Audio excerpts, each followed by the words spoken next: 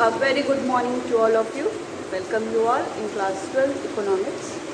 So as you know that from the previous few classes we are studying the chapter of your Indian economic development, that is chapter 6, rural development.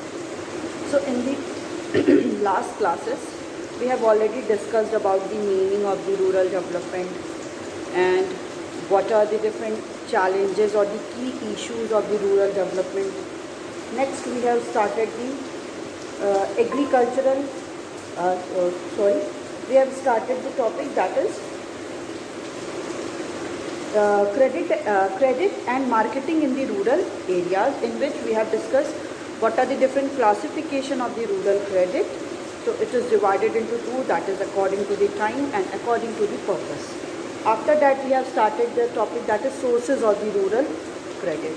So in which we have discussed about the institutional sources as well as the non-institutional sources. So till here we have already discussed in the last class. In today's class we are going to start with the rural banking, a critical appraisal, and after that we will discuss about the agricultural marketing system. So let's get started.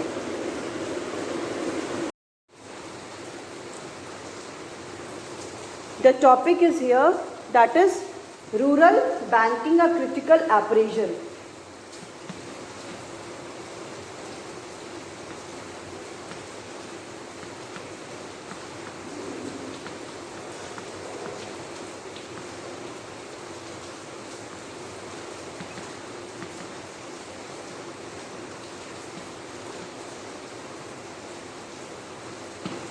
ठीक है, rural banking में हमें यहाँ पे ये जो topic है rural banking का, लास्ट क्लास में देखा था कि क्या क्या इसके इंस्टीट्यूशनल और नॉन इंस्टीट्यूशनल सोर्सेज होते हैं रूरल क्रेडिट के लिए. अभी क्या पढ़ना है कि इसका क्रिटिकल अप्रेजल करना है. क्रिटिकल अप्रेजल मतलब कि इसको क्रिटिसाइज भी किया गया. क्यों? कि इसके बहुत सारे पॉजिटिव इम्पैक्ट भी थे और साथ ही साथ निगेटिव इम्पैक्ट भी थे.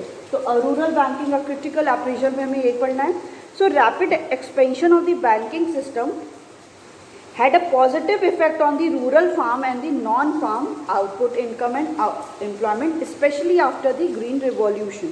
ठीक है, जो भी बैंकिंग सिस्टम का क्या हुआ, एक्सपेंशन हुआ, उस एक्सपेंशन से क्या देखा जा रहा है कि जो भी रूरल फार्म एरियाज़ हैं और नॉन फार्म एरियाज़ हैं जहाँ पे प्रोडक्शन कर रहे हैं हम लोग डिफरेंट क्रॉप का, और अदर सेक्टर्स में अदर जैसे हो गया आपके लाइफ स्टॉक हो गया, हॉर्टिकल्चर, पिसीकल्चर, ये सारे में भी क्या था, बहुत ज़्यादा इनकम, आउटपुट एंड एम्प्लॉयमेंट में ग्रोथ हो रहा था, specially after the green revolution के बाद.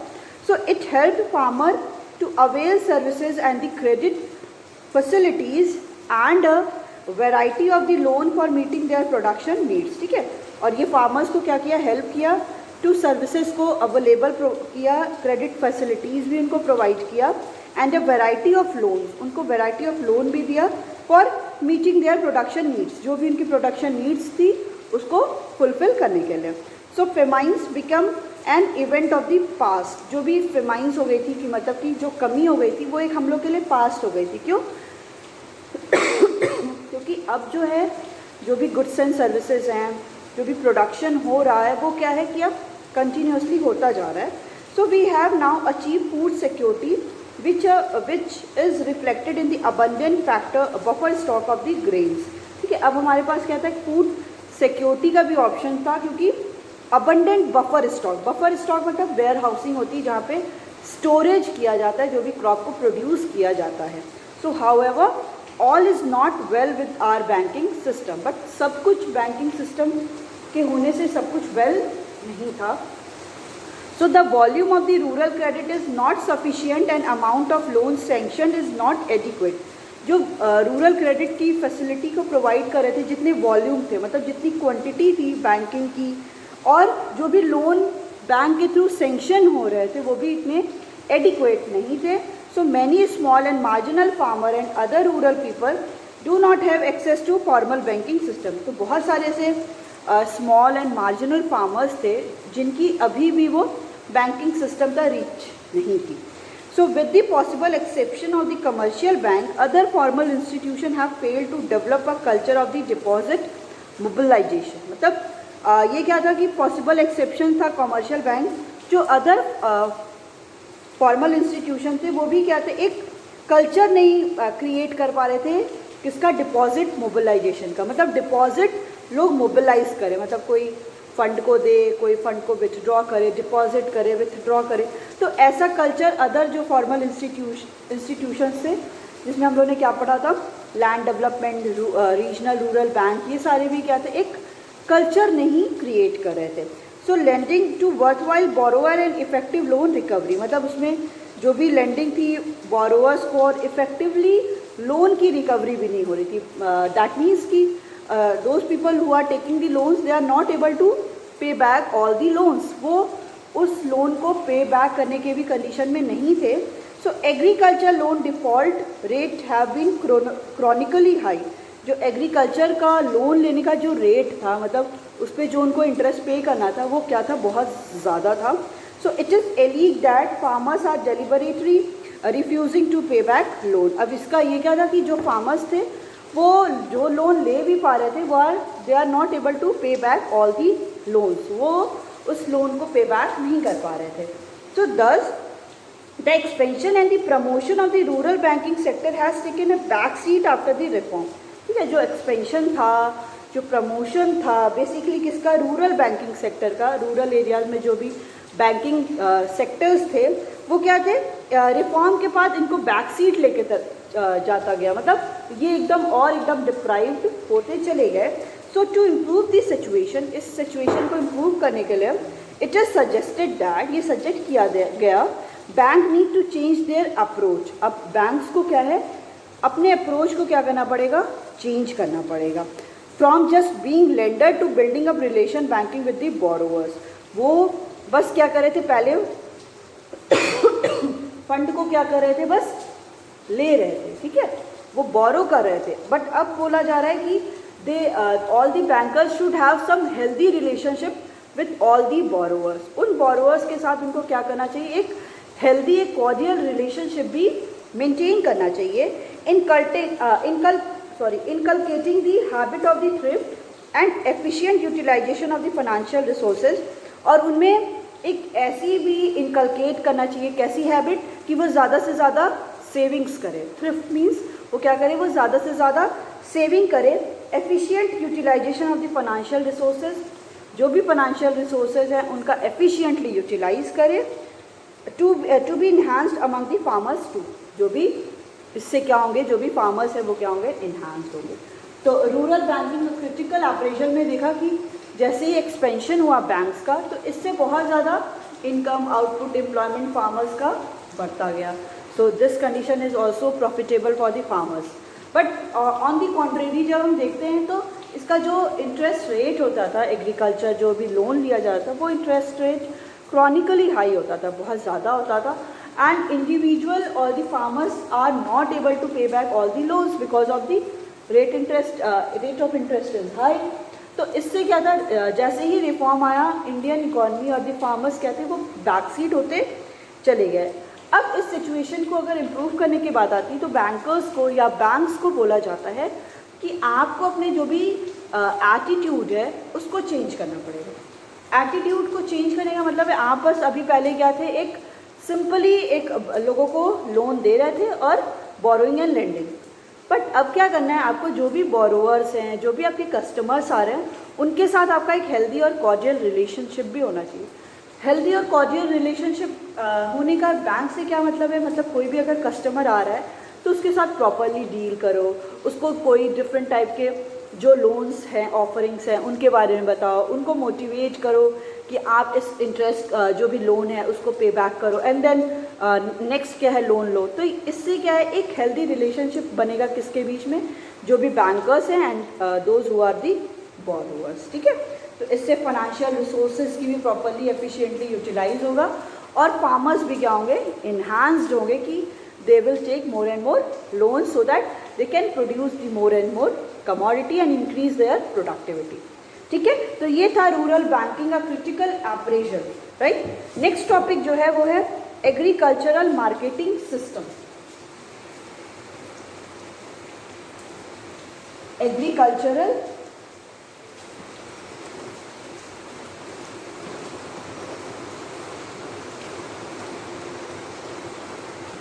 Marketing system.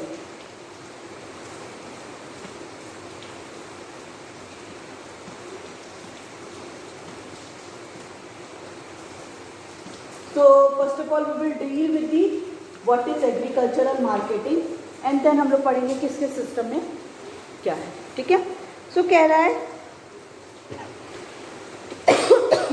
prior to independence farmers while selling their produce to the traders suffered from the faulty weighing and the manipulation of the account, ठीक है। Independence के पहले जो भी फार्मर्स थे वो क्या करते थे, डायरेक्टली जो भी ट्रेडर्स होते हैं ना, जो भी बीच के ट्रेडर्स होते हैं जिनको हम लोग बोलते हैं, जो कमीशंस लेते हैं, उनको क्या कर देते थे, अपने गुड्स को, जो भी क्रॉप को सोल्ड कर देते थे। उससे क्या होता था, वो क्या करते थे, उनको जो रेट ऑफ इंटरेस्ट या जो मार्केट प्राइस है, मार्केट में अगर फॉर एग्जांपल वीट है 10 पर केजी मिल रहा है तो उससे उनसे 8 पर केजी से ही ले रहे हैं, ये हो गया। फिर और बेसिकली वे करते टाइम जब वेइंग मशीन पे रखते थे तो वेट करते टाइम भी वो लोग बहुत सारे डिफरेंट काइंड ऑफ आयरन्स को लगा के उसका वेट को बढ़ा देते थे, या उनके अकाउंट को, जो भी फार्मर्स हैं उनके अकाउंट को भी मैनिपुलेट कर देते थे अपने अकॉर्डिंग। अगर ज़्यादा लिया है तो उसको कम कर देंगे, कम है तो उसको ज़्यादा कर देंगे। So Indian farmers were confined to subsistence farming. तो जो इंडियन फार्मर्स थे वो क्या थे, वो कन्फाइंड हो गए थे, दैट मीन्स लिमिटेड हो गए थे अपनी सब्सिस्टेंस नीड को लेके। मतलब जो भी सब्सिस्टेंस नीड होने का मतलब है कि those who are basic necessities for the life like food, shelter, cloth, वो बस उनको मेन फूड सफिशिएंसी हो जा रही थी, वो फूड को ही बस कंज्यूम कर पा रहे थे, तो बेसिक नेसेसिटीज़ को ही वो फुलफिल करने की कंडीशन में होते थे। So they sold a very small proportion of their produce to pay old debt. तो वो अपने जो स्मॉल प्रपोर्शन में ही अमाउंट में वो क्या करते थे, अपने गुड्स को सोल्ड करते थे, why to pay back all the old debts, जो भी ओल्ड डेट्स उन्होंने लिया है उसको पे बैक करने के लिए, and meet some other requirement of the consumption, और जो भी कंजप्शन की अदर रिक्वायरमेंट्स होती थी उसको फुलफिल करने के लिए। They were forced to sell their produce at the low price, उनको फोर्स किया जाता था कि वो अपने प्रोडक्ट को लो प्राइस पे सोल्ड करें, as they had weak bargaining power and due to lack of required information on the prevailing price। वो क्या थे, उनको लो प्राइस पे सोल्ड करने को कहा जाता था बिकॉज उनके पास क्या थे, वीक बार्गेनिंग पावर थी, मतलब बार्गेन नहीं कर पाते थे कि नहीं 10 पर केजी नहीं, ये 12 पर केजी होगा। एक तो ये नहीं था उनके पास, सेकेंड उनके पास क्या थी, लैक ऑफ इंफॉर्मेशन। उनके पास प्रॉपर इंफॉर्मेशन ही नहीं थी कि ये जो वीट ये सोल्ड कर रहे हैं ट्रेडर्स को, एक्चुअली में इसकी मार्केट प्राइस क्या है, उनके पास कोई भी ऐसी इंफॉर्मेशन नहीं होती थी। तो इस केस में क्या होते थे, जो भी फार्मर्स होते थे उनको बहुत ही मैनिपुलेट किया जाता था। So they also did not have proper storage facilities to keep back their produce for selling later at a better price. और उनके पास कोई भी ना ही कोई वेयर हाउसिंग होता था, ना ही कोई बफर स्टॉक, ना ही कोई उनके पास बेसिकली हम लोग बोल सकते हैं कोई स्टोरेज फैसिलिटीज़ नहीं थी, जिससे वो जो अगर एक्स्ट्रा प्रोड्यूस किए हैं तो वो उसको क्या करें, अभी एज अ रिजर्व रख दे, बाकी जब इन फ्यूचर उसकी प्राइस इंक्रीज़ करे तो वो उसको सोल्ड आउट कर दे। तो उनके पास कोई भी स्टोरेज फैसिलिटीज़ भी नहीं होता था जैसे वो उसको as a reserve, as a store रख सके। So even today more than 10% of the goods produce in the farm are wasted due to lack of storage. अभी भी बोल रहा है कि 10% क्या है, 10% अराउंड बहुत सारे जो क्रॉप हुए हैं, प्रोड्यूस हुए हैं, वो क्या है, वेस्ट हो जाते हैं because they don't, farmers don't have any proper storage facilities. उनके पास कोई भी प्रॉपर स्टोरेज फैसिलिटीज़ नहीं है, ठीक है। So even those who could take their produce to the wholesale market did not have the little knowledge about the organised market. अब उसमें से भी जो कुछ फार्मर्स अपने प्रोडक्ट को एक बेसिकली होलसेल मार्केट में लेके जाते थे, जहाँ पे लार्ज अमाउंट में क्या थी, गुड्स को सोल्ड आउट कर देते थे, बट उसकी भी उनके पास एक प्रॉपर इंफॉर्मेशन नहीं होती थी कि they have also the organised market, and organised market is basically implemented और the control by the government, और गवर्नमेंट से अगर कंट्रोल होती थी तो वो उसका एक फेयर प्राइस देते थे। तो जो भी फार्मर्स डायरेक्टली होलसेल जो भी मार्केट है उसमें जाते थे तो उनके पास कोई इन्फॉर्मेशन नहीं होती थी कि उनके मतलब उनके एरियाज़ में एक ऑर्गेनाइज्ड मार्केट भी है जहाँ पे वो अपने गुड्स को सोल्ड आउट कर सकते हैं और इसकी प्रॉपर प्राइस उन्हें मिल सकती है। So all these requirement and improvement in the system. अब ये सारी चीज़ें इससे क्या था, इम्प्रूवमेंट के लिए एक कुछ चाहिए था जिससे हम प्रॉपरली रिक्वायर्ड है कि इंफॉर्मेशन हमें मिल सके, हम प्रॉपर मार्केटिंग का मैनेजमेंट कर सके। So state intervention become necessary to regulate the activities of the private traders. ठीक है, स्टेट का जो इंटरवेंशन था वो बहुत ज़्यादा इंपॉर्टेंट हो गया था कि सारी चीज़ों को क्या करे, प्रॉपरली एक्टिविटीज़ को और जो भी प्राइवेट ट्रेडर्स हैं उनकी एक्टिविटीज़ को रोक के गवर्नमेंट सेक्टर को क्या करे, ज़्यादा इन्हांस करे। So we needed some mechanism through which produce goods could reach different places. ठीक है, हमें कुछ मैकेनिज्म की ज़रूरत है जिससे जो गुड्स हैं वो मार्केट तक पहुंच सके। Such mechanism depends on the market channel. वो किस पे डिपेंड करता है, मार्केट चैनल पे करता है। अब आती है meaning, that is agricultural marketing की meaning. So agricultural marketing is a process. Agricultural marketing क्या है, ये प्रोसेस है दैट इन्वॉल्व्स, इसमें क्या क्या होता है, असेंबलिंग मतलब जो भी सारे गुड्स क्रॉप प्रोड्यूस किए उनको एक जगह असेंबल करना, स्टोरेज प्रोसेसिंग उनको स्टोर करना, देन ट्रांसपोर्टेशन उनको ट्रांसपोर्ट करके जहाँ जहाँ पे उसकी नीड है उसको पहुँचाना, उसकी पैकेजिंग गुड्स के जो भी क्रॉप प्रोड्यूस हुए उनको पैकेज करना, पैकेटिंग जिसको बोलते हैं पैकेट में करना उनको प्रॉपरली, देन होता है ग्रेडिंग मतलब जो भी ग्रेड वाइज भी गुड्स को डिवाइड करना कि ये किस ग्रेड का है इसको, and then distribution of the different agricultural commodities across the country. जो भी डिफरेंट एग्रीकल्चरल कमोडिटीज़ हैं उनको पूरे कंट्री में क्या करना, उसको डिस्ट्रीब्यूट करना। सो एग्रीकल्चरल मार्केटिंग क्या हो गई, एग्रीकल्चरल मार्केटिंग सिंपली एक ये स्टोरेज फैसिलिटीज़ हो गई जिसमें ट्रांसपोर्टेशन हो गया, आपका ग्रेडिंग हो गया, पैकेजिंग हो गया, and first one is assembling and the distribution of the agricultural product across the country. So this one is also one of the most important question कि 1 मार्क का ये क्वेश्चन है, व्हाट इज एग्रीकल्चरल मार्केटिंग। आपको एक statement दे देगा और 4 option पे दे देगा कि एग्रीकल्चरल मार्केटिंग क्या होती है। तो याद कर लीजिए, जिसमें गुड्स को हम लोग असेंबल करते हैं, उनकी ग्रेडिंग करते हैं, उनकी पैकेजिंग करते हैं, उनको ट्रांसपोर्टेशन करते हैं और स्टोरेज की प्रोसेसिंग करते हैं, distribution of the those goods across the country. ठीक है, so through this system the farmer can sell their surplus at the fair prices in the wholesale market. अब इसमें फार्मर क्या कर सकते हैं, अपने प्रोडक्ट को, अपने सरप्लस को सोल्ड कर सकते हैं इन अ मार्केट।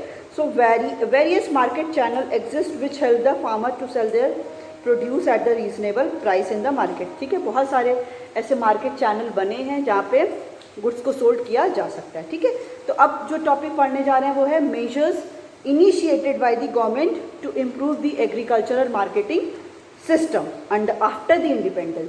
कि इंडिपेंडेंस के बाद गवर्नमेंट ने ऐसे कौन कौन से मेजर्स लिए हैं, स्टेप्स लिए हैं जिससे थ्रू क्या है कि गवर्नमेंट ये एग्रीकल्चरल मार्केटिंग सिस्टम को वो इम्प्रूव कर सके। ठीक है, तो उसमें सबसे पहला है that is regulation of the market.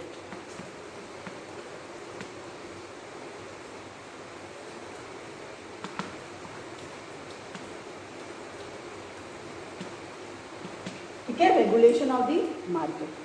इसमें कह रहा है कि this was the first step to create orderly and transporting marketing conditions by and large this policy benefit farmers as well as the consumer. इससे क्या है कि organised market, regulation of the market का मतलब है कि जो मार्केट हो वो ऑर्गेनाइज्ड हो, अनऑर्गेनाइज्ड नहीं हो, उसकी प्राइस क्या हो, फेयर हो, एंड इट इज़ डन और the control by the government.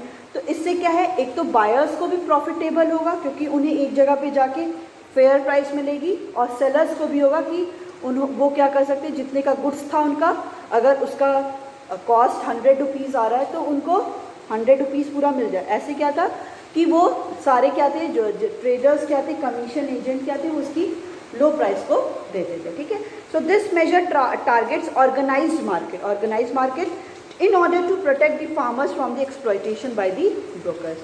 कि जो भी फार्मर्स को ब्रोकर्स के एक्सप्लॉइटेशन से फ्री किया जाए।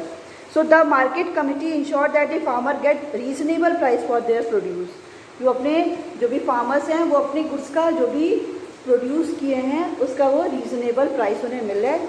However there is still a need to develop about 27,000 rural periodic market to realise the full potential of the rural market. अभी भी क्या है कि ऐसे ऑर्गेनाइज्ड मार्केट की ज़रूरत है जिससे प्रॉपरली जो भी प्रोड्यूस हो रहा है एज वेल एज रूरल जो मार्केटिंग है वो इफेक्टिवली एंड एफिशिएंटली वर्क कर सके। ठीक है, next one is that is provision of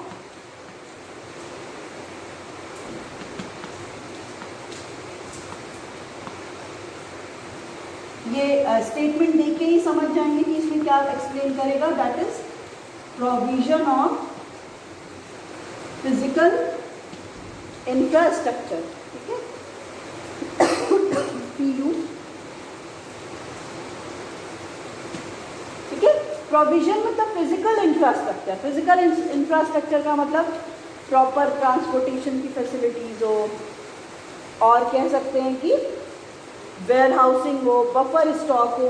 तो ऐसे फिजिकल इंफ्रास्ट्रक्चर भी अगर क्या होंगे, प्रॉपरली होंगे, तो जो भी गुड्स प्रोड्यूस हो रहे हैं वो मार्केट तक with the help of the transportation और द प्रॉपर रोड हो, वो मार्केट तक पहुंच सकते हैं। एज वेल एज अगर एक्स्ट्रा गुड्स प्रोड्यूस हुआ है तो सेफली वेयर हाउस में भी और स्टोरेज फैसिलिटीज़ और द बफर स्टॉक में वो रख सकते हैं। देखिए कह रहा है this measures attempt to make provision of the physical infrastructure like the roads, फिर क्या हो, रेलवेज भी हो, वेयर हाउसिंग की फैसिलिटीज़ हो, गोडाउन्स हो, कोल्ड स्टोरेज हो और प्रोसेसिंग यूनिट्स हो। ठीक है, इन सब का भी क्या होना चाहिए, डेवलपमेंट होना चाहिए। These facility will help in the strengthening the market channel. ये सारी फैसिलिटीज़ क्या होंगी तो मार्केट चैनल भी क्या होगा, ज़्यादा स्ट्रेंथन होगा। So however the current infrastructure facilities are quite inadequate. जो करेंट में इंफ्रास्ट्रक्चर फैसिलिटीज़ है वो बहुत ज़्यादा अच्छी नहीं है। So the current infrastructure quite, so we need to develop more infrastructure facilities. हमें क्या है कि ज़्यादा अच्छी इंफ्रास्ट्रक्चर फैसिलिटीज़ प्रोवाइड करना है जैसे और ज़्यादा से ज़्यादा डेवलपमेंट हो सके। नेक्स्ट है that is cooperative marketing.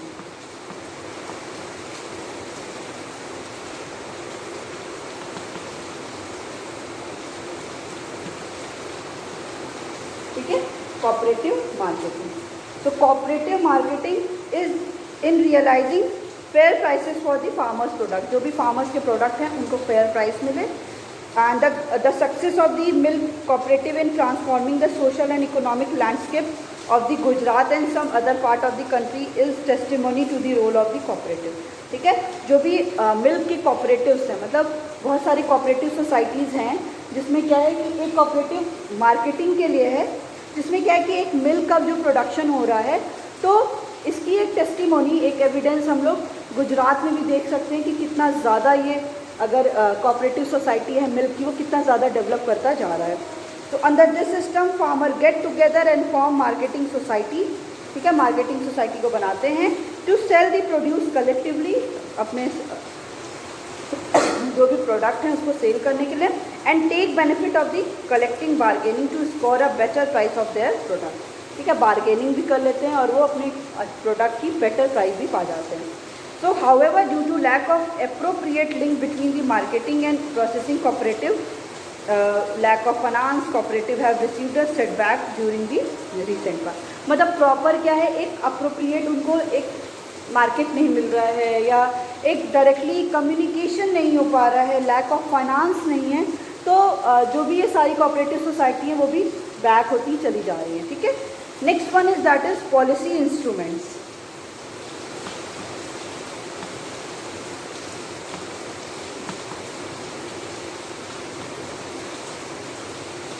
Policy instruments मतलब इसमें डिफरेंट पॉलिसी इंट्रोड्यूस की गई है। सबसे पहला है minimum support price, minimum support price.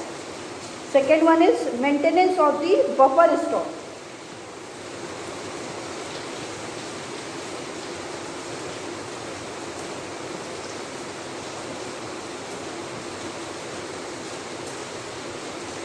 Third one is that is public distribution system.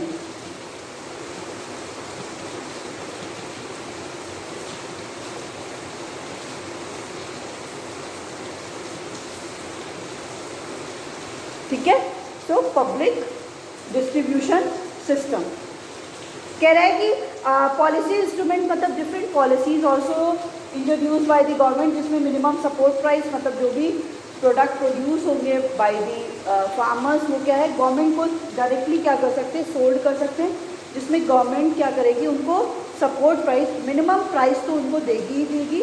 Buffer stock का मतलब है कि डिफरेंट गवर्नमेंट क्या करती है, जैसे उस बहुत सारे अनसोल्ड स्टॉक हैं, मतलब बेसिकली फार्मर्स क्या करते हैं वो सोल्ड कर देते हैं गुड्स को, और जो अनसोल्ड हैं वो उनके पास बचे रह गए तो उनको बफर स्टॉक प्रोवाइड किया जाता है, जैसे वेयर हाउस या कोल्ड स्टोरेज प्रोवाइड किया जाता है, जैसे वो वहाँ पे एज अ सेफली रख सके, जिसमें food corporation of India is also included, FCI food corporation of India.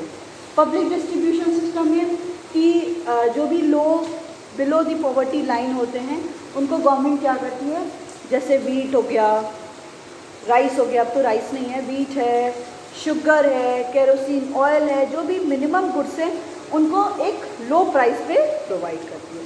तो these all are the some policy instruments, ये इंस्ट्रूमेंट्स हैं जो गवर्नमेंट क्या है इंट्रोड्यूस की है for the proper agricultural marketing. ठीक है, नेक्स्ट टॉपिक जो हम लोग पढ़ने जा रहे हैं that is problems of the agricultural marketing. ये तो हो गया कि एग्रीकल्चरल मार्केटिंग क्या होता है, कैसे होता है, इसमें कौन कौन से ऐसे पॉलिसी मेजर्स हैं जो गवर्नमेंट उनको इम्प्रूव कर सकती है। अब बात आती है दैट इज उसकी प्रॉब्लम्स क्या हैं।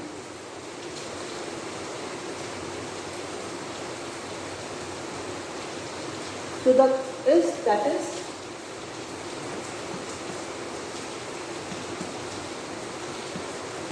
problems of agricultural marketing system in India.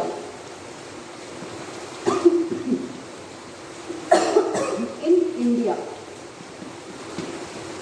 ठीक है, तो सबसे पहला इसमें दे रहा है pre dominance of the private traders.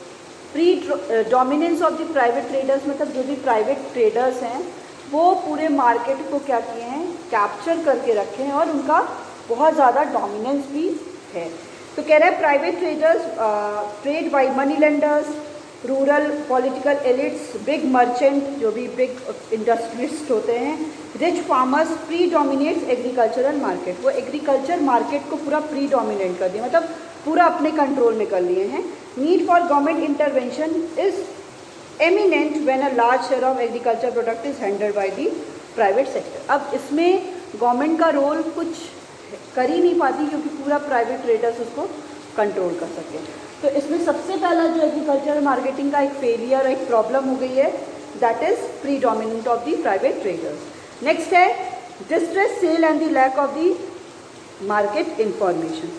ठीक है, तो डिस्ट्रेस सेल मतलब कि जो प्राइस है उनके गुड्स की, जो भी क्रॉप प्रोड्यूस कर रहे हैं उनकी प्राइस उनको कम दिया जा रहा है।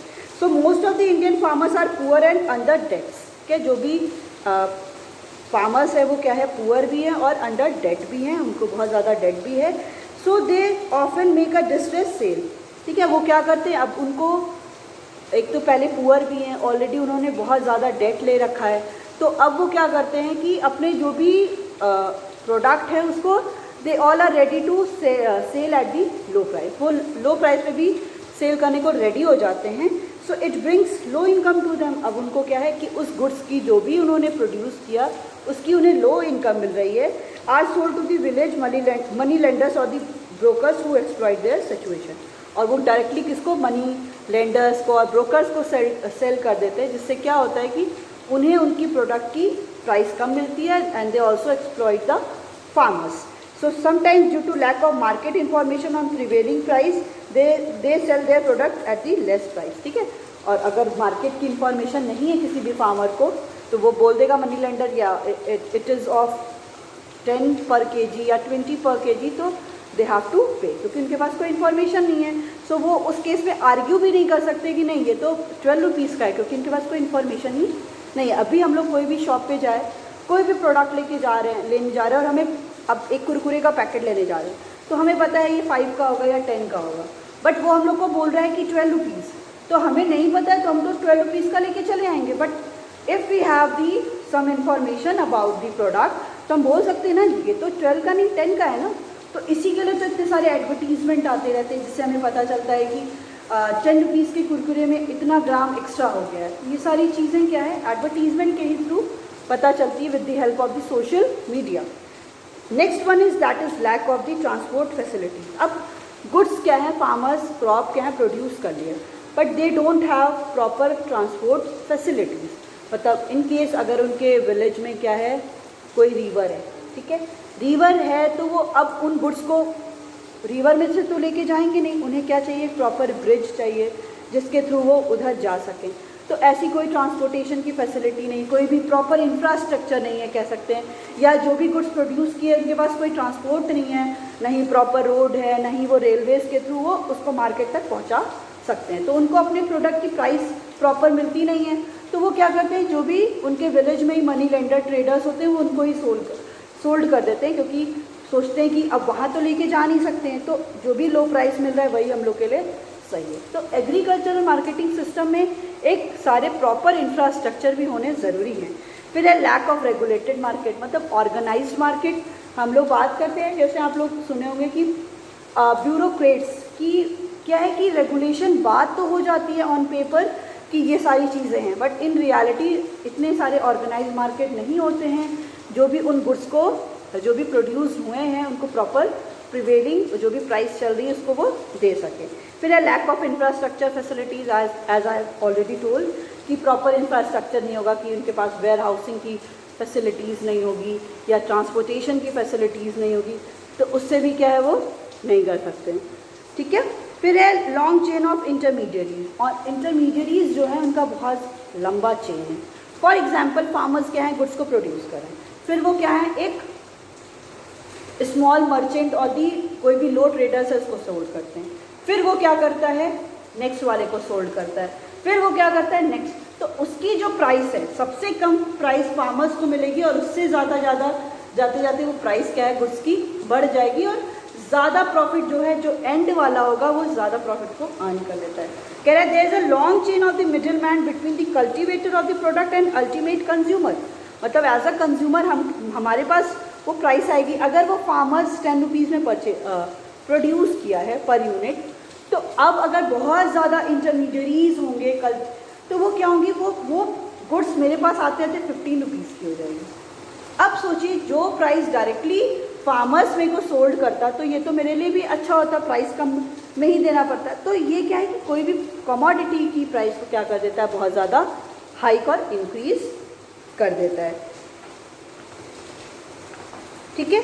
नेक्स्ट है दैट इज सजेशंस, कि इस केस में हम सजेशन क्या दे सकते हैं, कैसे हम इसको एग्रीकल्चरल मार्केटिंग सिस्टम को इम्प्रूव कर सकते हैं। तो कह रहा है कि गवर्नमेंट इंटरवेंशन शुड इंक्रीज, ठीक है, गवर्नमेंट का इंटरवेंशन होना बहुत ज़्यादा ज़रूरी है। जो प्राइवेट ट्रेडर्स हैं वो प्रीडोमिनेट कर रहे हैं एग्रीकल्चर मार्केट को। नेक्स्ट कह रहा है more of the rural periodic market should be developed. ज़्यादातर जो पीरियोडिक मार्केट हैं जो किसी भी पीरियड ऑफ टाइम पे, जैसे आप लोग यहाँ पे देखते होंगे सदर एक छोटा सा एग्जाम्पल है, कि वो क्या है कि हर एक जगह पे मार्केट गवर्नमेंट के थ्रू रेगुलेटेड मार्केट क्या होनी चाहिए पीरियोडिक मार्केट होनी चाहिए, जिसमें डायरेक्टली जो भी फार्मर्स हैं वो अपने गुड्स को सोल्ड आउट कर सके। There should be increase provision for the more infrastructure facilities, ज़्यादा से ज़्यादा इंफ्रास्ट्रक्चर फैसिलिटीज़ भी होनी चाहिए। एबॉलिशन ऑफ द इंटरमीडियरीज, जो भी इंटरमीडियरीज हैं उनको एबॉलिश होने चाहिए, वो ना आए, क्योंकि प्राइस वो क्या है किसी भी कमोडिटी की डायरेक्टली जो प्रॉफिट किसी फार्मर को मिलता वो इंटरमीडियरीज लेके चले जाते हैं। Provision of the standardization and the grading of the product should be modernized in order to make them comparable and competitive, ठीक है। जो भी गुड्स हैं उनको एक स्टैंडर्ड होना चाहिए, उनका एक ग्रेड होना चाहिए कि इस ग्रेड का है, फर्स्ट ग्रेड, सेकेंड ग्रेड। इससे क्या होगा कि वो गुड्स क्या हैं ज़्यादा कॉम्पिटिटिव भी हो जाएंगी और हम लोग अदर गुड्स से उनका कंपेयर भी कर सकते हैं। डिससेमिनेशन of the market related information should be properly and extensively done. जो भी मार्केट से रिलेटेड इंफॉर्मेशन है वो प्रॉपरली क्या होनी चाहिए, प्रोपोगेट होनी चाहिए सब तक, कि सबको क्या है मार्केट की इंफॉर्मेशन हो। New cooperative marketing society should be establish, जो भी कोऑपरेटिव सोसाइटी है वो भी क्या होनी चाहिए, इस्टेब्लिश होनी चाहिए। All financial institutions, commercial bank should provide easy credit to the farmers and when required by them. जो भी सारे फाइनेंशियल इंस्टीट्यूशंस हैं, कमर्शियल बैंक्स हैं, वो क्या करने चाहिए, वो प्रॉपर रूरल क्रेडिट भी प्रोवाइड करें।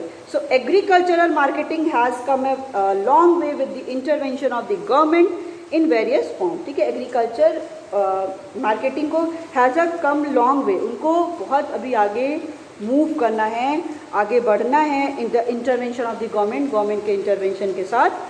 सम स्कॉलर्स आर्ग्यू दैट, कुछ स्कॉलर्स हैं उन्होंने आर्ग्यू किया that commercialization of the agriculture offers tremendous scope for the farmers to earn higher income provided by the government intervention is restricted.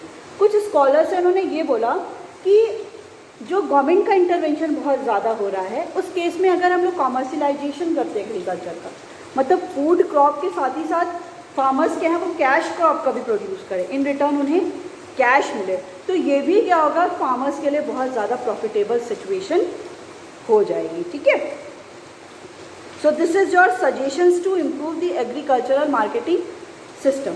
फिर एक छोटा सा टॉपिक है इसी से related, that is alternative marketing channel. Alternative marketing channels में मतलब कि और कौन से ऑल्टरनेटिव हो सकते हैं मार्केटिंग चैनल्स के, तो इसमें सबसे पहला दे रहा है farmers market. Farmers market means अलग अलग स्टेट में, अलग अलग एरियाज़ में क्या है, अपने अपने मार्केट होते हैं। जैसे पंजाब में कह रहा है अपनी मंडी, हदसपुर मंडी है पुणे में, रायथू बाज़ार है आपका आंध्रा में, तो अलग अलग जगह की, जैसे अभी मैंने एग्जांपल दिया सदर, तो इस एरिया में एक कोई पीरियोडिक मार्केट क्या हो गया, जो किसी भी पीरियड ऑफ टाइम में, जैसे थर्सडे को ही ओपन हो, तो अलग अलग जगह पे अपने अलग अलग क्या होते हैं, मार्केट होते हैं। फिर है कॉन्ट्रैक्ट और alliance with the national and MNCs। So several national and multinational fast food chains are increasingly entering into contract alliances with the farmers। अभी आप लोग देख रहे होंगे कि बहुत ज़्यादा MNCs में हम लोग बात कर सकते हैं, जैसे मैकडोनल्ड हो गया या आपका बर्गर किंग हो गया, तो ये सारे क्या हैं, ये सारे अब क्या कर रहे हैं, ये सारी MNCs वो डायरेक्टली फार्मर से ही गुड्स को ले रहे हैं। जैसे जो भी उनको, अगर वो बर्गर बना रहे हैं, पिज़्ज़ा बना रहे हैं, तो उनको जो भी कोई भी वेजीज़ की ज़रूरत है, उस वेजीज़ को वो क्या करें, डायरेक्टली फार्मर से ही कांटेक्ट कर रहे हैं, उन्हीं से वो क्या कर रहे हैं, परचेज कर रहे हैं। इससे क्या होगा, फार्मर्स के लिए भी प्रॉफिट है, और जो भी डिफरेंट MNCs है जो भी फूड को फूड के थ्रू वो दे रही है, जो भी आइटम्स दे रही है, उससे उनको भी क्या हो रहा है, एक लो प्राइस में मिल जा रहा है, और फार्मर्स को भी एक रीजनेबल प्राइस मिल जा रहा है। ठीक है, तो इससे क्या होगा कि तो these all are the some alternative marketing channels in the rural which is needed for the rural development।